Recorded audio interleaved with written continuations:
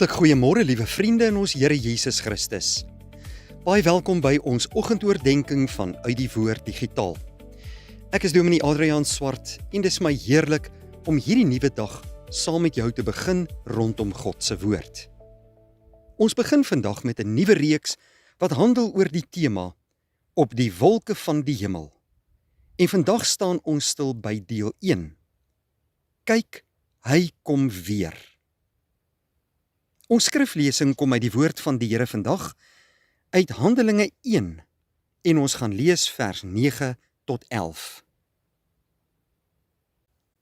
Hierdie gebeure, liewe vriende, speel af tydens Jesus se hemelvaart. En ons gaan nou begin lees by vers 9. Nadat hy dit gesê het, is hy opgeneem terwyl hulle dit sien. En 'n wolk het hom weggeneem sodat hulle hom nie langer kon sien nie. Terwyl hy weggaan en hulle nog stip na die hemel kyk, het daar skielik 2 mans in wit klere by hulle gestaan. Die sê toe vir hulle: Galileërs, waarom staan julle so na die hemel en kyk? Hierdie Jesus wat van julle af na die hemel toe opgeneem is, sal net so terugkom soos julle hom na die hemel toe sien opgaan het. Net tot sover. Liewe vriende, om na die wêreld om ons te kyk, maak 'n mens dikwels moedeloos, hooploos en ongemaklik. Ons sien in die wêreld mense en lande wat besig is om oorlog teen mekaar te voer. Ons beleef baie keer geweld. Ons is getuies van korrupsie. Ons beleef siekte en ekonomiese onsekerheid in 'n wêreld wat al verder van God afweg beweeg. Baie mense vra: waarheen is die wêreld op pad? Hoekom verander dinge so vinnig? Is daar nog hoop? Die Bybel gee 'n baie duidelike antwoord. Die geskiedenis beweeg nie doelloos voort nie. Dit is nie mense wat uiteindelik die verloop van die wêreld bepaal nie. God is in beheer, geliefdes. En die geskiedenis beweeg doelgerig na een groot dag, die wederkoms van Jesus Christus. Toe Jesus van die Olyfberg af na die hemel opgevaar het die disippels hom stipdop gehou, totdat 'n wolk hom aan hulle oë onttrek het. Hulle harte moes vol emosie gewees het. Die meester met wie hulle 3 jaar lank saam geleef het, was nou nie meer sigbaar by hulle nie. Maar God laat hulle nie in onsekerheid nie. 2 engele verskyn met 'n wonderlike belofte. Hierdie Jesus sal net so kom soos julle hom na die hemel sien wegvaar het. Daardie belofte, geliefdes, geld vandag nog. Meer as 2000 jaar later leef die kerk steeds uit hierdie hoop. Ons aanbid nie 'n gestorwe held van die verlede nie. Ons dien 'n lewende verlosser wat regeer en wat weer sal kom. Vandag gaan ons stil staan by 3 belangrike hoofpunte uit hierdie teks. En die eerste is die volgende. Dit is dieselfde Jesus wat weer kom. Die engele sê nie, iemand sal eendag kom nie, maar hulle sê, hierdie Jesus. Daardie 2 woorde is ongelooflik troosryk vir kinders van die Here. Dit is dieselfde Jesus wat as kind in Bethlehem gebore is. Dieselfde Jesus wat die siekes genees het. Dieselfde Jesus wat sondaars vergewe het. Dieselfde Jesus wat die storms stil gemaak het. Dieselfde Jesus wat aan die kruis uitgeroep het, dit is volbring. Dieselfde Jesus wat op die 3de dag opgestaan het uit die dood. En dieselfde Jesus wat vandag aan die regterhand van God sit. Ons wag dus nie vir 'n onbekende regter nie, geliefdes. Ons wag vir ons verlosser, Jesus Christus. Die hande wat eendag sigbaar sal wees wanneer hy kom, is dieselfde hande wat deurboor is vir ons sondes. Dit is waarom die wederkoms vir die gelowige nie 'n dag van verskrikking hoef te wees nie, maar 'n dag van blydskap. Paulus skryf: Ons burgerskap is in die hemele, vanwaar ons ook as verlosser verwag, die Here Jesus Christus. Filippense 3 vers 20. Ons grootste verwagting is nie dat die wêreld beter sal word nie. Ons grootste verwagting is dat Jesus Christus self weer sal kom. Die tweede punt vandag. Christus sal sigbaar in die heerlikheid terugkeer. Jesus het nie in die geheim opgevaar nie. Sy disippels het hom met hulle eie oë sien wegvaar.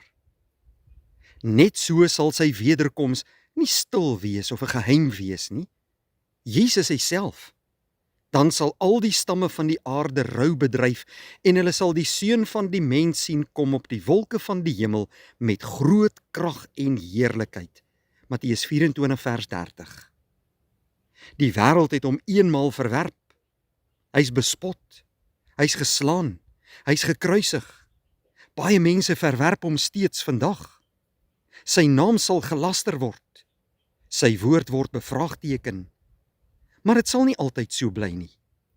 Daar kom 'n dag, geliefdes, wanneer elke knie sal buig en elke tong sal bely dat Jesus Christus die Here is, sê Filippense 2 vers 10 en 11. Hy sal nie weer kom as die nederige baba in die krib nie. Hy sal nie weer kom as die lydende knegg met 'n doringkroon nie. Hy kom as die oorwinnende koning, as die Here van die hemel en die aarde, as die regter van die lewendes en die dooies. Vir die wêreld wat hom verwerp het, sal dit 'n dag van oordeel wees. Maar vir almal wat in hom glo, sal dit die dag wees waarop hulle verlosser uiteindelik sigbaar verskyn. Dan ons derde punt. Die sekerheid van sy koms verander hoe ons vandag lewe. Die Bybel leer nooit die wederkoms sodat ons datums kan probeer uitwerk of oor eindtyd spekulasies kan redeneer nie, geliefdes. Nee, die doel is dat ons vandag anders sal lewe en elke dag. Petrus vra: Hoedanig moet julle nie wees in heilige wandel en godsvrug nie, 2 Petrus 3 vers 11. As ons werklik glo dat Jesus weer kom, verander dit ons lewe. Ons sal sonde nie ligtelik opneem nie. Ons sal nie vrede maak met 'n halfhartige geloof nie. Ons sal nie hierdie wêreld as ons permanente tuiste beskou nie. Ons sal met groter erns bid, met groter liefde dien, met groter ywer die evangelie verkondig en met groter volharding swaar kry verdra. Wanneer 'n gelowige onthou dat Christus enige dag kan kom, kry selfs die moeilikste dag nuwe betekenis. Dan leef ons nie net vir vandag se gemak nie, maar vir die dag wanneer ons ons koning sal ontmoet. Vra jouself vandag eerlik af: glo ek werklik dat Jesus weer kom? Is ek gereed om hom vandag te ontmoet? Is daar dinge in my lewe wat ek nie voor hom sou wou bring nie? Is my hoop gefestig op hierdie wêreld of op Christus? Die wêreld sê, leef vir jouself. Die Here sê, leef gereed vir Jesus se koms. Elke sonsopkoms bring ons nader aan daardie groot dag. En elke dag wat verbygaan, bevestig dat God se beloftes nader aan vervulling kom. Die wederkoms, broeder en suster, is nie bedoel om gelowiges bang te maak nie. Dit is bedoel om ons hoop te versterk. Ons koning het beloof dat hy weer sal kom. Hy het nog nooit een van sy beloftes verbreek nie. Net soos hy gekom het, volgens God se belofte, net soos hy gesterf het, volgens die skrifte, net soos hy opgestaan het op die derde dag, net so sal hy ook weer kom. Daarom kyk gelowiges nie met vrees na die toekoms nie, maar ons kyk met verwagting. Ons leef nie vasgevang in hierdie donker wêreld nie, maar ons kyk op na die hemel, want ons Verlosser leef, ons Koning regeer, en ons Here kom weer op die wolke van die hemel. Laat dit ook ons gebed van harte wees. Amen. Ja, kom Here Jesus. Kom ons bid saam.